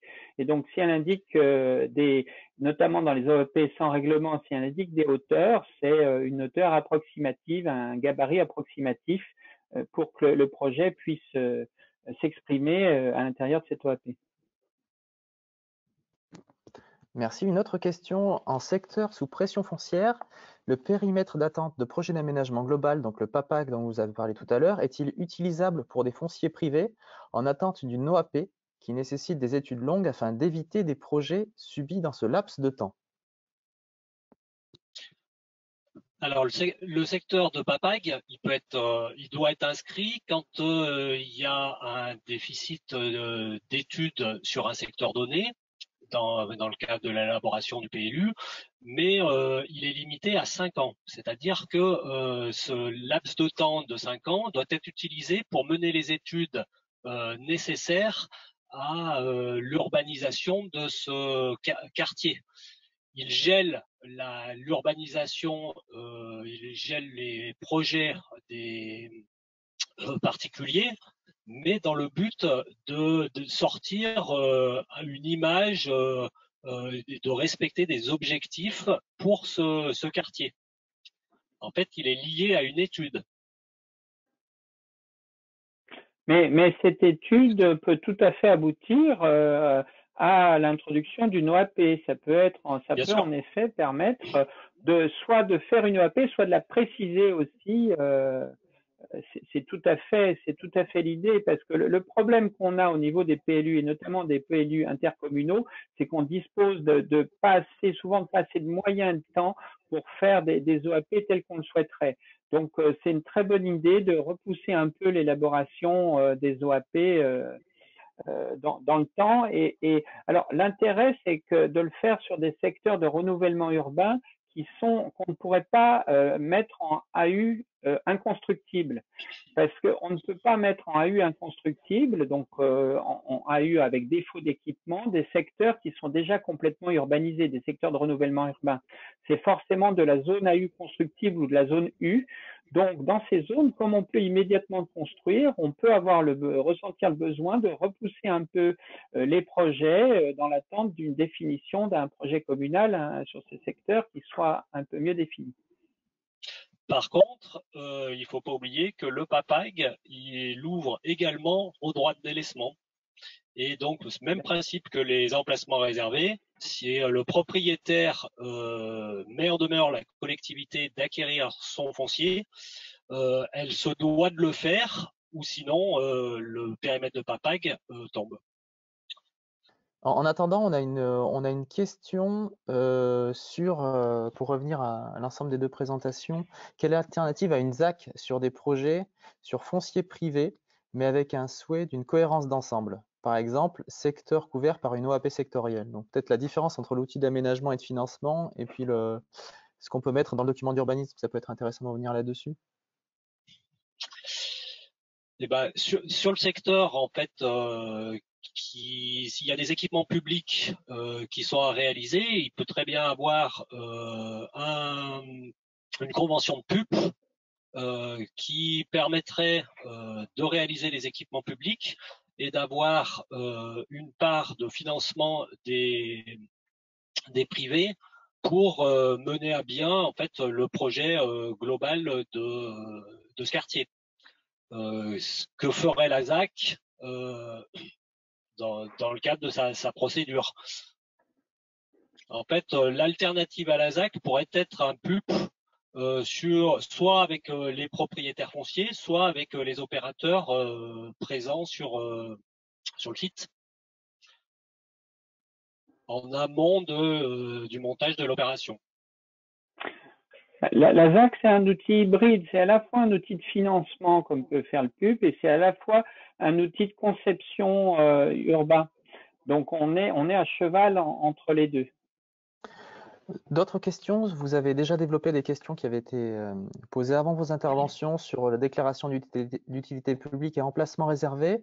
On a une autre question sur ce sujet-là. En cas de projet d'une déclaration d'utilité publique sur un emplacement réservé, faut-il faire délimiter par un géomètre la surface de l'emplacement réservé? Généralement, non, il n'y a pas le découpage. En fait, il doit être décrit. L'emplacement réservé, dans le règlement graphique du PLU, il doit être décrit. Une voirie 4 mètres de large avec une surface. En fait, il n'est pas au centimètre près. En fait, dans le cadre du PLU, en fait, l'emplacement réservé permet sur le document graphique de montrer les terrains en fait grévés par cet emplacement réservé. Il n'y a pas de nécessité d'avoir un levé topographique très précis. Par contre, au moment de l'acquisition, en fait, il y aura automatiquement le foncier et donc l'intervention du géomètre mais en second temps pour en fait l'acquisition. L'emplacement réservé, son but, c'est uniquement d'interdire la construction sur le secteur et d'afficher la volonté de la collectivité d'acheter, mais ça n'engage pas ensuite la procédure d'acquisition, qui peut être amiable par expropriation, on peut tout avoir. Ce que je vous propose pour qu'on laisse du temps à l'agence d'urbanisme de faire son intervention, on pourra revenir sur les autres questions que vous nous avez posées. Et je vais donner la parole à Colombe Buevos de l'agence d'urbanisme pour sa présentation. Colombe, c'est à toi. Alors l'idée de la présentation qui suit, vous irez regarder les modules un peu plus détaillés que ce que Amélie et moi on va reprendre parce que ça aurait été long et fastidieux de reprendre le détail complet de la présentation des outils. L'objectif pour nous c'était de vous apporter un peu d'illustration en fait sur les outils qui ont été présentés initialement notamment par la DDT et certains des propos de Thibaut en introduction. Donc on vous a pris surtout des exemples majoritairement isérois on va dire et l'objectif pour nous c'était c'est de vous montrer la place en fait de l'urbanisme négocié et le rôle que peut jouer en fait les élus dans la mise en œuvre des projets et comment se saisir de ces outils pour aller négocier avec les différents promoteurs. Donc le premier module, il va plutôt être sur l'OAP en lui-même et ma collègue Amélie prendra le relais sur le module un peu savoir identifier les points de blocage et notamment, vous allez voir sur les différents outils fonciers qui ont été présentés par nos collègues de la DDT. Donc, je commence par les OAP sectorielles. Comme l'a exposé Pierre, pour nous, c'est un outil que vous connaissez un petit peu mieux dans le cadre de l'expérience que vous devez avoir sur vos communes. Donc, on a présenté un seul exemple sur ce sujet-là et après, on est plutôt sur des OAP thématiques. Alors, je ne sais pas si c'est moi qui ai la main, par contre, sur la présentation. Ok, donc vas-y, tu peux encore avancer. L'idée, c'est de prendre un exemple sur la commune de Montbonneau. Du coup, on est dans l'élaboration d'un PLU. L'idée, c'est de vous montrer un peu comment on va devoir, dans une OAP, respecter les contraintes. Si tu peux encore avancer d'un cran, Thibaut, ça serait parfait. Voilà, on y est. L'exemple qu'on vous a choisi, en fait, c'est de vous faire le lien entre un projet d'un promoteur qui arrive pendant l'élaboration d'un PLU sur un secteur vierge et d'intégrer tous les enjeux de respect des contraintes afférentes au site, de respecter les attentes des riverains et des habitants et de cadrer un peu ce que le promoteur voudrait faire avec ce qui est compatible avec les grandes orientations que la commune voulait pour ce secteur. Le contexte, c'est bien l'élaboration du PLU, donc ce grand secteur vierge sur lequel vient se positionner un promoteur pendant l'élaboration. Et il y a des premiers éléments de réflexion qui sont issus de différents contacts avec, on verra, plusieurs projets d'aménagement successifs. Comme on est dans le cadre de l'OAP, comme on est dans le cadre de l'élaboration du PLU, il faut que tu me donnes la main parce que sinon je crois que je ne vais pas y arriver. On pouvait passer par l'association justement des riverains et des habitants, puisqu'il y a une phase de concertation afférente au PLU. Et ici, ça a été l'organisation de différents ateliers qui permettaient en fait, pas en partant d'une feuille vierge, mais en donnant les invariants sur le secteur, c'est-à-dire la préservation de zones boisées, la préservation d'une zone humide, la question d'accessibilité au secteur, de laisser quand même les habitants dire qu'est-ce que pour eux était acceptable sur ce secteur, qu'est-ce qui devait participer de l'aménagement du secteur et pourquoi. Ces éléments-là, ils ont permis en fait de donner des pistes d'amélioration pour le schéma d'aménagement. Donc sur la diapo suivante, qui a été ensuite élaboré pendant le PLU, avec du coup l'inscription de points essentiels comme les cônes de vue, le parc à préserver sur la partie nord du secteur, la préférence à une zone d'habitat individuel en tampon avec l'habitat individuel par rapport à des zones de collectifs au cœur de l'opération. Donc l'OAP sectorielle, elle se présente systématiquement avec un schéma d'aménagement qui peut prendre différentes formes selon le secteur, selon les enjeux, selon le niveau de détail et le niveau de précision qu'on veut apporter aux orientations de l'orientation d'aménagement et de programmation, puis des orientations écrites qui viennent en fait qualifier et préciser pour le porteur de projet ce qui est attendu derrière chacun des petits éléments du schéma. L'OAP en soi, la DDT vous l'a dit tout à l'heure, c'est un rapport de compatibilité avec le permis. Donc il s'agira juste de ne pas être contraire à ce qui est écrit dans l'orientation d'aménagement pour respecter cette orientation. C'est pourquoi il est essentiel de travailler les différents invariants sur un secteur en les traduisant dans la partie réglementaire de votre document d'urbanisme. On le voit ici sur le petit schéma à gauche qui représente en fait la traduction réglementaire des invariants de l'OAP dans le règlement graphique de la commune avec des emplacements réservés sur les éléments qui allaient être à réaliser par les collectivités. C'est ce que présentait Pierre tout à l'heure. Si vous avez une voirie traversante à réaliser, ici nous avons un parc à réaliser, c'était la commune qui le prenait en charge. La placette avec des parkings et des commerces sur la partie sud, emplacement réservé, c'est la commune qui devra réaliser. L'incidence pour la commune, c'est que derrière, elle réfléchit en fait à des choix de financement et aux outils qu'elle va mobiliser pendant l'élaboration du PLU. Elle réfléchit déjà à comment elle va pouvoir financer ces différents outils. On fixe donc dans le règlement graphique les éléments qu'on veut invariablement traduire dans la réalisation du projet. Par exemple, il y a aussi la question de règlement sur la hauteur. Puisqu'on a un secteur d'habitat individuel, on a une règle graphique ici qui vient tempérer avec une hauteur moins importante que sur le reste du secteur AUA. Tu peux changer la diapo. La mise en œuvre du projet derrière, c'est bien cet encadrement des invariants réglementaires. Donc, ça a facilité en fait les débats avec le promoteur. Le PLU, il a été approuvé en 2017.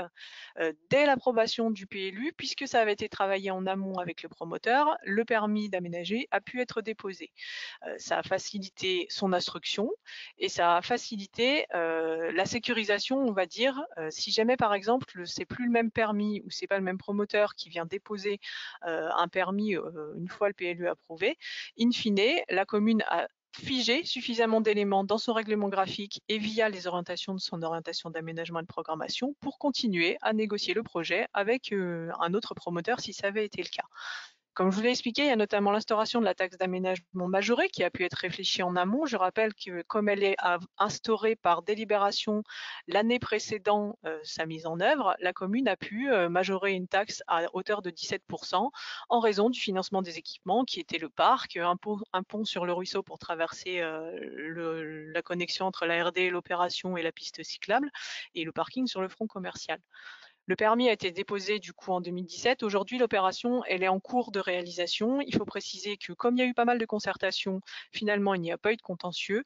Et aujourd'hui, c'est une opération effectivement qui fonctionne, qui monte et la commune a un retour assez positif de la manière dont elle a co-construit le projet entre le promoteur et les habitants. Son seul regret était justement de ne pas avoir inscrit certains éléments réglementaires complémentaires, notamment pour la protection de certains arbres qui du coup ont disparu dans la mise en œuvre du projet. Comme on vous a précisé, les OAP sectorielles pour nous, vous maîtrisez un petit peu plus, donc on a préféré passer par les OAP plutôt thématiques avec deux exemples qui viennent vraiment illustrer en fait comment cet outil qui est souvent assez mal connu. Alors là, on va vous présenter des exemples qui sont mobilisés dans le cadre de PLU intercommunaux. Pour autant, vous pouvez les mobiliser dans des PLU. Comment ils permettent soit d'afficher un projet et une ambition politique qui ne va pas pouvoir apparaître en fait dans une autre pièce du PLU au regard de son contenu très encadré réglementairement par le code de l'urbanisme, soit comment ça va guider en fait l'insertion des constructions en tenant compte du paysage ou d'autres invariants liés au site. Donc la première OAP qu'on a choisi de vous présenter, c'est l'OAP Centre-Bourg sur la communauté de communes du Massif du Vercors. En fait, 3 des centres-bourgs, puisqu'il y a 6 communes dans ce PLUI, avaient des ambitions particulières sur la revitalisation de leur centre-bourg. Et c'est des éléments qu'ils n'arrivaient pas à afficher ailleurs dans une autre pièce du document d'urbanisme. Aussi, ils ont fait le choix d'une OAP thématique qui leur permettait de montrer leurs enjeux croisés, en fait, entre tous ces points communs qu'ils avaient, question des usagers, des circulations, des stationnements, des modes doux, des équipements publics et touristiques, du patrimoine bâti, et tous ces objectifs d'organisation spatiale qui allaient leur permettre en fait de mettre en lumière l'articulation entre les différents projets sur le centre-bourg via l'OAP thématique. Donc comment est-ce que l'OAP thématique elle se présente? C'est le même format qu'une OAP sectorielle. Elle peut comporter un schéma, elle peut porter sur toute l'intégralité du territoire communal ou intercommunal selon qui a la compétence du document d'urbanisme, ou une partie, comme c'est le cas ici, 3 centres-bourgs. Il y a donc ici le choix d'avoir un schéma qui vient en fait mettre en lumière la coordination entre les différents secteurs d'OAP et les différents projets qui peuvent très bien être simplement en zone U classique dans le centre-bourg, les projets d'aménagement d'espace public et les projets de mode doux, accompagnés du coup, comme pour une OAP sectorielle, de différentes orientations, etc., qui viennent préciser le projet. Donc juste pour vous rappeler le fait que c'est via une coordination, on affiche un projet politique et une ambition pour le centre-bourg, on le traduit effectivement dans les autres pièces du document d'urbanisme, ici via les OAP sectorielles, il y avait 2 secteurs ciblés sur le centre-bourg, mais aussi via les autres éléments du projet, donc sur la diapo suivante Thibaut s'il te plaît, les projets de requalification d'espace public, les projets urbains privés dont je vous parlais, les projets de valorisation d'espaces verts. Et derrière, il y a effectivement la question de la traduction réglementaire, donc pareil sur la diapo suivante, des emplacements réservés, des secteurs d'OAP, le périmètre de diversité commerciale qui vient parler de l'aménagement de la place publique et de la présence du commerce, etc., etc. La question, c'est que ces outils OAP thématiques, aujourd'hui, c'est nouveau. L'appropriation à la fois par les élus et les porteurs de projets, elle est un peu nouvelle, on va dire, et complexe. Donc, il s'agit systématiquement d'aller regarder l'ensemble des pièces du document d'urbanisme pour pouvoir instruire un projet et dans un rapport de compatibilité avec cette OAP thématique. C'est quand même un plus dans le montage des projets parce que ça permet ici, par exemple, avec cette ambition politique de revitalisation générale, de mettre un peu de poids dans la négociation avec les promoteurs, notamment si on veut parler de connexion avec les modes doux afférents à un nouveau projet, ou alors de connexion avec les projets qui sont sur l'espace public. Pour vous illustrer encore un peu plus loin l'intérêt de ces OAP thématiques, on a fait le choix de vous montrer l'OAP thématique paysage. Ici, elle va vous paraître très urbaine parce qu'elle est sur le territoire de Grenoble-Alpes Métropole, mais au contraire, vous allez voir qu'elle vient apporter des compléments ultra qualitatifs qui en fait viennent en complément des règles écrites et du contenu du code de l'urbanisme. Donc cette OAP thématique, elle prévoit en fait une meilleure contextualisation des projets dans l'environnement en favorisant la qualité et l'intégration puisqu'elle vient donner des conseils et des illustrations sur comment prendre en compte les éléments de paysage, les éléments afférents au site pour l'intégration des constructions dans un environnement existant. C'est un outil à part entière du PLUI et comme les autres OAP, il s'applique bien dans un rapport de compatibilité, je rappelle, c'est ne pas être contraire à. Si on regarde rapidement la structuration de cette OAP thématique, elle est autour de ces... Ah oui, alors il y a l'outil nouveau, mais je l'ai déjà dit, donc tu peux passer à la diapo suivante, s'il te plaît. La structuration en elle-même de l'OAP paysage et biodiversité, c'est la couverture, cette fois, de l'intégralité du territoire de Grenoble-Alpes Métropole, mais pour autant un découpage en 7 unités paysagères qui vont ensuite se décliner en des ambiances paysagères. C'est vraiment la structure paysagère du territoire de la métropole qui est la base ici des réflexions et des orientations. Les ambiances paysagères, elles sont vraiment ciblées sur, il y a la plaine agricole, vous allez avoir des ambiances à la carte, puisque par exemple l'ambiance ville-parc que vous allez retrouver en milieu très urbain, vous n'allez pas la retrouver sur les balcons de Chartreuse. À l'inverse, il y a des ambiances montagne pastorale ou villégiature thermale que vous n'allez pas retrouver sur toutes les communes. En plus, la structure unité paysagère, elle vient justement s'affranchir des limites communales pour vraiment être sur la géomorphologie et le fonctionnement du territoire. Je vous renvoie sur ces sujets-là à la première formation où Claire Bonneton avait abordé justement la manière dont le projet était abordé par la question de la morphologie du site et le paysage. Dans le cadre même de l'OAP thématique, il y a un titre en fait qui est opposable dans la structuration, si tu peux aussi passer la diapo suivante. L'idée, c'est que tout le contenu de l'OAP thématique ne pouvait pas être à instruire dans un rapport de compatibilité parce que c'est un contenu très fouillé qui vient illustrer, donner des objectifs qualitatifs, enrichir l'orientation et les règles qui peuvent s'appliquer sur le territoire. Du coup, seul le titre de l'orientation est opposable aux autorisations d'urbanisme. Votre projet doit être compatible à ces titres.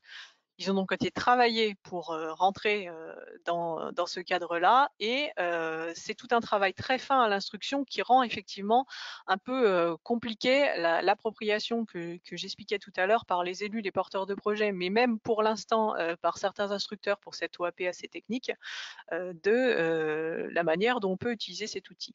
Pour vous montrer cependant comment ça peut être un outil de négociation avec les élus, on a illustré sur la diapo suivante avec un exemple de permis qui a été déposé. Donc dans un contexte plutôt secteur de plaine, vous aviez un tissu pavillonnaire fléché comme densification modérée dans le document d'urbanisme. Un permis de construire arrive sur un secteur qui est en fait une grande parcelle avec une maison d'habitation et 21 arbres sur la parcelle. Le projet, c'est de densifier en faisant du renouvellement urbain et en venant implanter un petit collectif.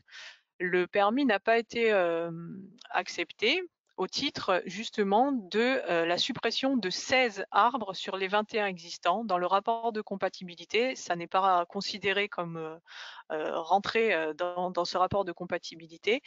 Du coup, le permis a été retoqué, mais pour autant, l'OAP n'a pas été utilisé pour supprimer et refuser des permis systématiquement. C'est plutôt un outil pour retravailler le projet. Et ici, effectivement, le porteur de projet n'a pas voulu abandonner complètement son projet, est revenu discuter et améliorer en fait le projet pour qu'il rentre et que dans le respect de cette composition paysagère et de l'existence de ces arbres sur le site, on puisse réaliser ce collectif de 30 logements sur ce secteur-là. J'en conclus rapidement sur ce petit volet sur les OAP pour rappeler que les OAP sectorielles, c'est donc bien la traduction d'un projet. Il faut avoir un projet pour avoir une OAP sectorielle et élaborer un document d'urbanisme en venant inscrire des OAP à tout va sans projet, c'est souvent, on le voit à la mise en œuvre, un peu compliqué. Le facteur de réussite, c'est vraiment l'implication forte des élus et si possible, d'utiliser votre pouvoir avec tous ces différents outils pour cet urbanisme négocié. Il y a, je rappelle, ces invariants à fixer via des règles écrites et graphiques. Ce que vous voulez protéger, ce que vous ne voulez pas voir disparaître, il est fortement conseillé de le fixer dans le règlement graphique et écrit. Il y a suffisamment d'outils pour le faire.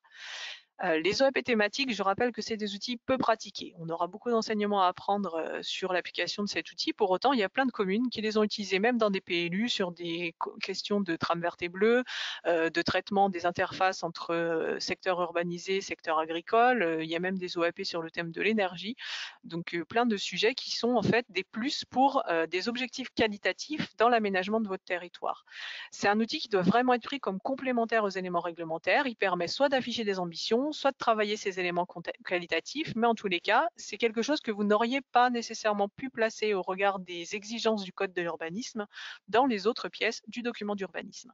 Le conseil essentiel, c'est aussi de prendre le temps finalement de construire ces différents projets, de ne pas se laisser embarquer du coup par un porteur de projet, savoir qu'on peut dire non, on peut négocier.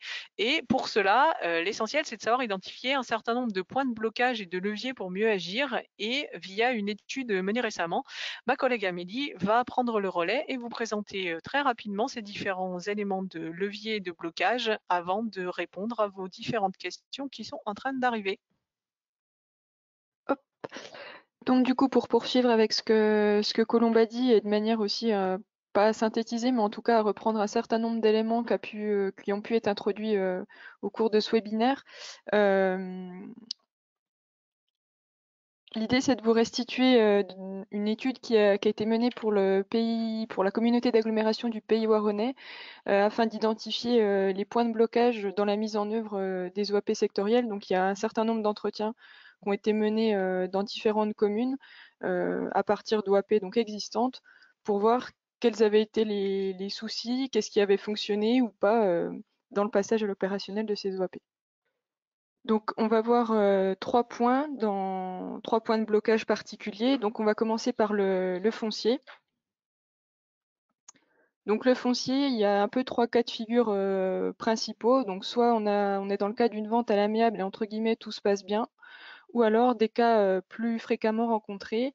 On est soit dans le cadre d'un propriétaire qui va être vendeur mais à un prix trop élevé, parce qu'il n'a pas forcément la connaissance des coûts supplémentaires qui peuvent être imputés à son terrain, donc par exemple de la pollution, de l'amiante ou de la démolition, ni même du fonctionnement du modèle économique du porteur de projet. Et ça peut générer des situations de dissuasion pour les opérateurs. Le troisième cas de figure, c'est dans un contexte de rétention foncière très forte. Voilà. Donc sur les 2 derniers cas rencontrés, en fait, ce qu'on a identifié un peu comme levier, c'est principalement d'ouvrir à la discussion, donc bien même avant de négocier finalement, en se posant 4 questions. Quand dialoguer, avec qui, sur quoi et comment. Et finalement, par exemple, quand, au moment de l'élaboration de l'OAP, ça peut être intéressant. Alors, je ne dis pas dans tous les cas, mais dans certains contextes d'OAP, quand on est sur une OAP qui va être très structurante pour la commune, très stratégique, eh bien, d'avoir la connaissance de l'intention des propriétaires, est-ce qu'ils seraient vendeurs ou pas, eh bien ça peut permettre déjà d'avoir un certain niveau de connaissance et de faire évoluer parfois un peu le périmètre. Mais aussi lorsque l'opérateur est présent. Donc là, c'est plus par rapport notamment au coût de vente, d'achat, par exemple, du terrain.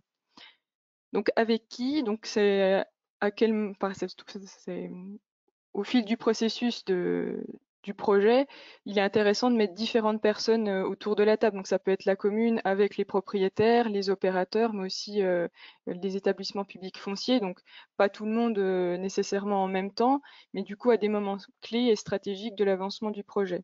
Donc sur quoi? Comme je le disais, par exemple sur le prix du mètre carré, sur les contraintes, mais aussi sur les éléments de programme ou tout simplement le discours à tenir. Je prends l'exemple, par exemple, quand on est dans un cas de rétention foncière très forte, c'est pas parce qu'un terrain aujourd'hui est ouvert à l'urbanisation et identifié dans une OAP qu'il le sera encore dans les 10 ans à venir.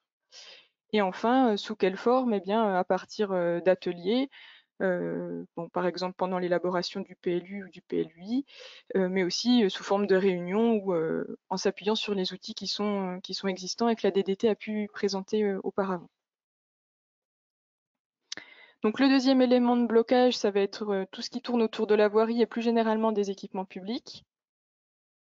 Alors, avec l'objectif bien sûr de réaliser un équipement public, ce qui a été très bien expliqué auparavant dans la présentation de la DDT et qui est ressorti comme un des éléments bloquants, dans le sens où la définition des besoins en amont n'est pas toujours clarifiée en fait, en termes de voirie, réseaux divers, hein, ce qu'on appelle VRD.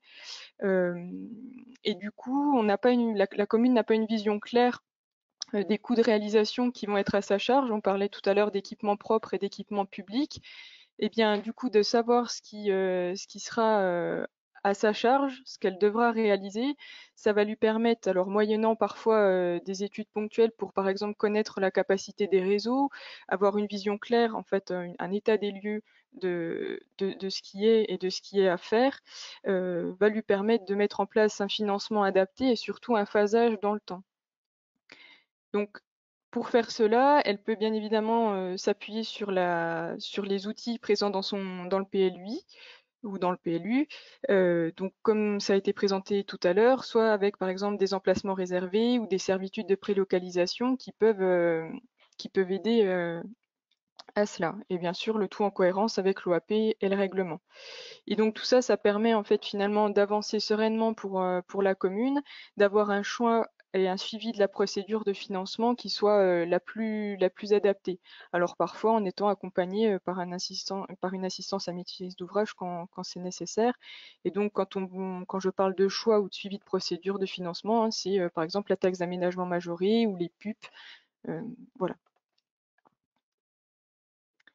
Et enfin, le troisième élément de blocage va plutôt s'articuler autour du programme,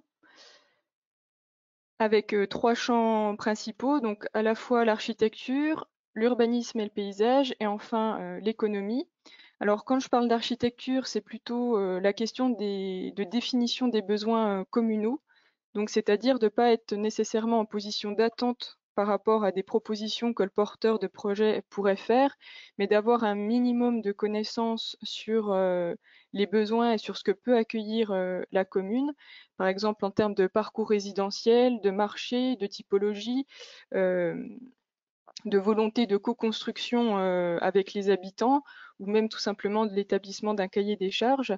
Et du coup, que la commune s'empare de certaines notions. Alors, il n'y a pas forcément la nécessité de tout maîtriser, mais d'avoir une connaissance sur certains sujets qui lui permettra, lorsqu'il y aura un porteur de projet, de pouvoir entrer en discussion, en négociation et de pouvoir adapter le projet un peu comme elle le souhaite aussi. Autour des aménagements urbains et paysagers, donc là, c'est plutôt les aménagements de l'espace public et des mobilités. Et enfin, sur le volet économique, c'est plutôt les études de marché et les secteurs d'activité et de viabilité commerciale qui sont ressortis. C'est-à-dire que parfois, dans une OAP, on va identifier un secteur dédié plutôt au commerce, mais après, il faut quand même identifier plus clairement quel quel secteur d'activité il est le plus pertinent d'accueillir, quel montage de projet, et aussi là de se référer aux accompagnements de la commune. Pardon. Ça peut nécessiter à la commune de se référer aux ressources à disposition, et notamment avec l'intercommunalité par exemple. Donc voilà, donc pour conclure, à partir de tout ce qu'on a dit, finalement, les éléments à prendre en compte dans l'OAP, donc j'élargis un peu par rapport aux 3 points que j'ai pu partager avec vous. Il y a dans un premier temps l'identification des intérêts, donc qui sont quand même souvent bien pris en compte, hein, les éléments invariants qui sont énoncés dans les OAP. Il y a au-delà de l'OAP les éléments intégrateurs, donc c'est-à-dire tout ce qui va figurer dans le SCOT, les PLH s'il y en a. Un autre point important, c'est connaître et utiliser les ressources et les outils que vous avez à disposition, donc ont été présentés par la DDT, hein, mais à la fois les outils et les procédures, mais aussi les ressources physiques en fait, c'est-à-dire à la fois l'intercommunalité, la DDT, le CAUE, mais aussi les établissements publics fonciers. Enfin voilà, il y a tout un panel de ressources qui est à votre disposition qu'il ne faut pas avoir peur de solliciter. Ensuite, concerter, échanger avec les acteurs, donc ça c'est quand même un élément fondamental. Donc échanger avec les personnes ressources, hein, comme ce que je disais avant, mais aussi avec la population à différents moments d'avancement du projet, et bien évidemment avec les propriétaires fonciers et ou même les riverains, parce que j'ai pu le voir dans plusieurs cas, il y a aussi la peur finalement ou les questionnements qu'on peut avoir sur ce qui va se passer à côté de son terrain. Donc essayer de désamorcer aussi des craintes qu'il peut y avoir en amont. Gérer les temporalités et maîtriser l'évolution foncière, finalement, ça peut aller un peu ensemble, c'est-à-dire de poser les choses, de faire aussi un état des lieux et de savoir comment on met les choses en place pour avancer sereinement. Et enfin, réaliser des études complémentaires. Donc là, ça peut être à différents moments de vie finalement du projet pour pouvoir avancer sereinement là encore et avoir un chiffrage, un phasage et des outils qui soient le plus adaptés possible. Tout ça dans le but finalement d'affirmer donc de porter un projet politique et par là d'affirmer les invariants de l'OAP, être en position de négociation et enfin de partager avec les acteurs pour enrichir le projet. Voilà. Merci Amélie pour ton intervention. Je te laisse couper ton micro pour pas qu'on ait de l'arsène. Une première question pour Colombe. Est-ce qu'il est possible de revenir sur la différence entre OAP sectoriel et OAP thématique? On a plusieurs questions sur ce thème-là. Alors, c'est pas une question hyper évidente, effectivement, par rapport à la présentation qu'on vous a fait peut-être. Redire que l'OAP sectoriel, c'est vraiment un cadre pour un projet assez localisé, avec vraiment à l'échelle d'un projet. C'est-à-dire que via l'OAP sectoriel, vous allez avoir localisation et caractérisation des espaces publics à encadrer, question des ouvrages publics, des espaces verts qui soient à créer ou à protéger, différents éléments qui vont venir composer en fait le projet. Question des accès, des implantations. Donc vraiment, vous êtes à l'échelle d'un projet. Il existe en plus par ailleurs des OAP multisites, donc vous pourriez encadrer différents projets de manière concordante via cet outil-là. L'OAP thématique, ce qu'on a essayé de montrer, c'est que son périmètre d'intervention va être plus large et surtout son cadre et son contenu est un petit peu moins encadré et il vous permet en fait de traiter des sujets qui vont être transversaux à différents quartiers et différents sites de projet, comme pour l'OAP Centre-Bourg. La question, vous pouvez traiter des entrées de ville, la question du patrimoine, la question de la trame verte et bleue, je vous l'avais cité tout à l'heure, de l'énergie. On voit aussi avec l'entrée paysage que c'est vraiment un moyen d'apporter du qualitatif, ce qui ne va pas toujours être possible dans le cadre de l'OAP sectorielle. L'OAP sectorielle devant par ailleurs être traduite par des éléments réglementaires un peu plus stricts. L'OAP thématique permet un peu plus de liberté et en fait elle permet surtout cette ambition politique, cet affichage du projet d'aménagement à une échelle un peu plus large et c'est un outil qu'on considère vraiment comme une base pour la négociation et vous apporter des plus dans l'argumentation de différents projets. Je ne sais pas si la DDT a des compléments à apporter sur ce volet-là, mais voilà ce que nous ferions comme réponse. Alors, en complément, le code de l'urbanisme, lui, fait pas de distinction OAP sectoriel, OAP thématique. Il parle pas d'OAP thématique notamment. C'est une pratique qu'on a eue depuis que les OAP existent, qui s'est petit à petit développée depuis que les OAP existent. Et le contenu des OAP est quand même relativement libre, en dehors des OAP sans règlement, où là, il y a un programme imposé. Puisqu'on n'a pas de règlement en face, il y a un programme imposé à l'OAP. Mais sinon, pour le reste des OAP, on peut mixer un peu des choses. Il y a des choses qui sont à la frontière entre le thématique et le sectoriel. Tout ça, en fait, est très, très libre, hein. Donc, on peut avoir des OAP avec beaucoup de choses, des OAP avec peu de choses dans le sectoriel, tout à fait libre. Au niveau juridique. Après, c'est intéressant pour des questions pédagogiques et pour des questions d'organisation du document de faire des distinctions et des catégories d'OAP pour que tout le monde comprenne bien de quoi on parle. Justement, par rapport aux OAP, plusieurs questions. Est-ce que l'OAP est à l'initiative de la commune ou des promoteurs? Peut-être pour Colombe, et puis la Alors initialement, effectivement, c'est bien la commune qui construit l'OAP, du moins la commune ou l'intercommunalité, parce que ça va être la personne compétente en matière de PLU qui va être du moins à la manette pour l'élaboration de cette OAP. Pour autant, il y a plusieurs formats, on va dire, qui dépendront des communes et des situations avec les promoteurs. C'est-à-dire il est possible également que vous ayez parfois un promoteur qui arrive sur un secteur, soit où il n'y a pas d'OAP, soit où il y a déjà une OAP et qui ait besoin de modifier cette OAP pour la réalisation du projet du promoteur que vraiment vous avez envie de porter en tant que commune. La base à comprendre, c'est bien que c'est la commune qui va écrire, rédiger, approuver l'OAP dans le cadre de son document d'urbanisme. Pour autant, l'exemple qu'on vous a montré à Montbonneau est bien un exercice de co-construction où on peut fixer certains invariants sur lesquels la commune ne veut pas lâcher ou sur lesquels elle a conscience qu'en plus ça va lui coûter de l'argent derrière parce qu'elle aura des équipements à réaliser et elle va peut-être mettre le haut là sur certaines des ambitions du promoteur. Elle va aussi mettre le haut là sur certaines des ambitions en regard d'insertion du projet dans son environnement puisqu'il y a un tissu et des habitants autour, et il faut aussi un degré d'acceptabilité de l'OAP, bien que travailler avec le promoteur permet aussi d'affiner une OAP, d'avoir quelque chose d'acceptable et d'entendable entre les deux. Ça va vraiment dépendre de vos situations. Il arrive qu'à l'élaboration du PLU, on n'est pas du tout ni de promoteur ni de propriétaire avec un projet initialement. C'est là où Pierre expliquait qu'on peut très bien avoir des OAP un peu light avec des grands principes et ensuite on viendra les affiner par modification du PLU quand le promoteur arrive. Si besoin, il est possible aussi qu'un jour vous ayez un promoteur qui arrive et que l'OAP, même light, réponde déjà aux objectifs du projet. Pierre, peut-être des compléments? L'OAP, en fait, c'est bien un outil du PLU. Donc, c'est bien la puissance publique qui rédige l'OAP. Même s'il y a une participation en fait du promoteur,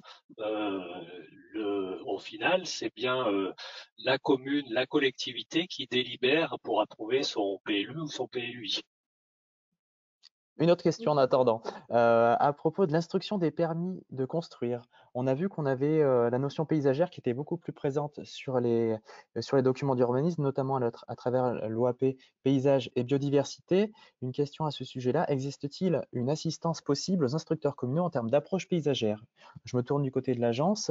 Par qui la prise en compte des OAP paysage nécessite en effet des compétences nouvelles par rapport à l'instruction réglementaire classique. Donc, du côté de la métropole, est-ce que vous avez des processus qui ont été mis en œuvre pour accompagner les services instructeurs? Alors, il y a effectivement un peu c'est ce temps d'appropriation, comme on l'expliquait, et il y a un peu un mécanisme qui se met en place avec des temps de formation auprès des personnes qui font l'instruction, mais aussi de discours à avoir en fait quand effectivement on reçoit les questions des différents pétitionnaires sur ces sujets-là. À savoir quand même que sur l'ensemble des questions paysagères, il y a toujours possibilité de s'accompagner effectivement dans les différents services des compétences qu'il y a dans les services, que ce soit à la fois côté DDT quand les communes se posent certaines questions et là sur les services instructeurs pour la métropole. En complément, en DDT, on a un architecte et un payiste conseil qui interviennent pour tout le département, mais seulement quelques jours par mois, 2 jours par mois. Donc, pour des cas particuliers, pour des projets complexes, notamment, ou des projets d'équipement public ou de grosses zones d'urbanisation, on peut, par nos deux intermédiaires, au niveau des chargés de planification, faire intervenir le paysagiste ou l'architecte conseil. On essaye de le faire notamment sur toutes les opérations de logement social. Et donc, évidemment, la question paysagère est importante dans ce cadre-là. Et notamment, notre paysage conseil maintenant essaye de regarder toutes les autorisations en CDAC, les autorisations d'ouverture commerciale des plus de 1000 mètres carrés. Du côté du CAIE, c'est la même chose, hein. Vous avez en interne des urbanistes, des paysagistes et des architectes qui peuvent accompagner les communes sur leurs projets structurants. Donc voilà, il y a de l'ingénierie qui est présente, qui se met en place pour vous accompagner au mieux. Et bien sûr, pour pas avancer des éléments de qualité sans vous permettre de les tenir dans la durée dans les projets. J'en profite tant que j'ai la parole. Une autre question, on revient un petit peu en arrière sur la question des zones d'aménagement concerté. Une ZAC nécessite-t-elle une maîtrise de tous les terrains par la collectivité? Je dirais non, et je vais laisser peut-être le soin à la DDT de compléter. En fait, c'est en fonction du contrat de concession. Si en fait dans le contrat il est prévu que l'acquisition soit faite par le concessionnaire, les, les terrains peuvent être acquis soit à l'amiable, soit par expropriation dans le cadre de la procédure. Pierre, si tu veux compléter ou... Oui, la question c'était au préalable. Donc il n'y a pas besoin au préalable. Au préalable, non. Non. Puisqu'en fait, le périmètre de ZAC peut très bien être sur des terrains dont la maîtrise foncière n'est pas encore pour la collectivité.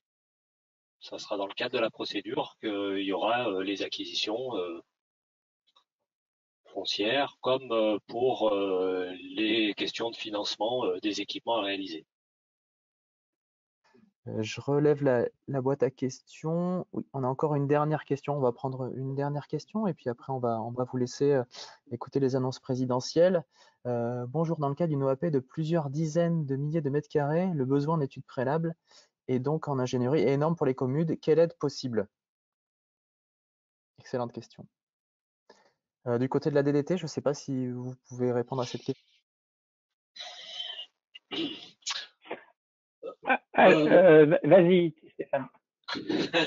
Et en fait, comme c'est dans le cadre de la procédure de PLU, en fait, il va y avoir la DGD, mais en fait, si cette OAP nécessite un investissement financier d'études, c'est bien à la charge de la collectivité. Après,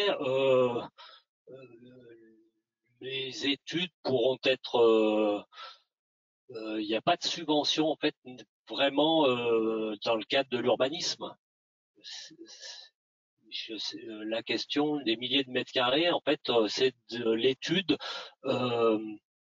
comment dire, vraiment de l'étude sur l'ingénierie pour de l'urbanisme. C'est pas une étude, le levé topo, tout ça, ça pourra pas être pris en charge comme sur une opération d'aménagement propre en VRD.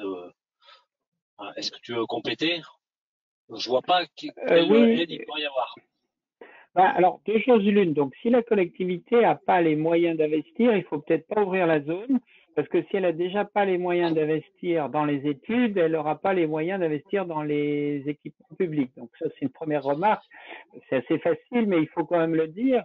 Il faut que les moyens d'ingénierie soient en rapport avec les capacités d'urbanisation et les capacités de financement des équipements publics, évidemment.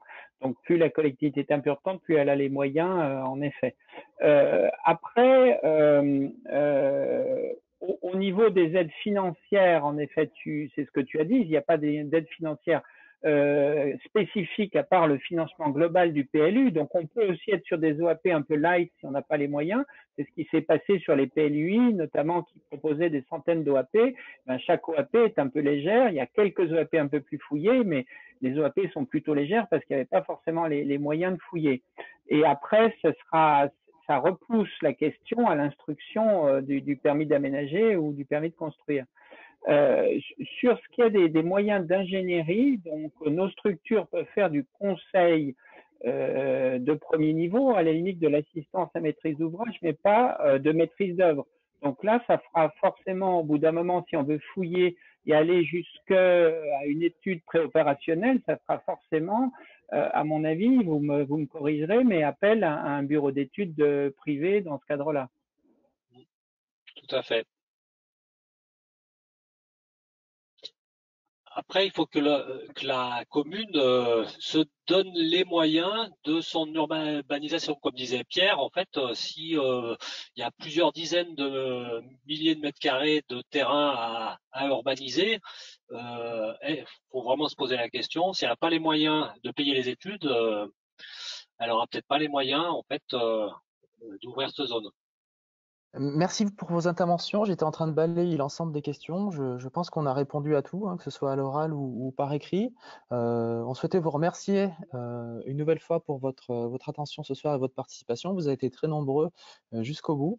On vous donne rendez-vous la semaine prochaine et dans 15 jours pour les prochains webinaires. Et puis, si vous avez des questions entre-temps, n'hésitez pas à contacter les 3 organismes qui étaient autour de la table ce soir. Merci beaucoup à tous pour votre attention. Excellente fin de journée, excellente soirée et puis à très bientôt.